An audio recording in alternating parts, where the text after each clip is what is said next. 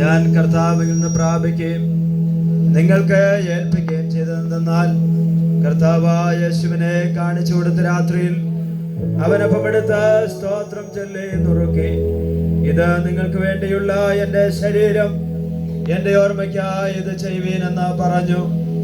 അവണ്ണം തന്നെ താഴെ കഴിഞ്ഞ ശേഷം അവൻ പാനപാത്രം എടുത്തു. ഈ പാനപാത്രം എൻ്റെ രക്തത്തിൽ പുതിയ നിയമമാകുന്നു. ഇത് കുടിക്കുമ്പോഴൊക്കെയും എൻ്റെ ഓർമ്മയ്ക്കായി ചെയ്യുവീനെന്ന് പറഞ്ഞു. അങ്ങനെ നിങ്ങൾ ഈ അപ്പം തിന്നുകയും പാനപാത്രം കുടിക്കുകയും ചെയ്യുമ്പോഴൊക്കെയും കർത്താവ് വരുവോളം അവന്റെ മരണത്തെ പ്രസ്താവിക്കുന്നു.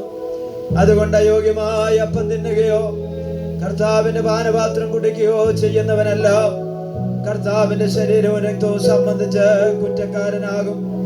മനുഷ്യൻ തന്നെത്താൻ ശോധന ചെയ്തിട്ട് വേണം ഈ അപ്പം തിന്നുകയും പാനപാത്രത്തിൽ നിന്ന് കുടിക്കുകയും ചെയ്യുവാൻ.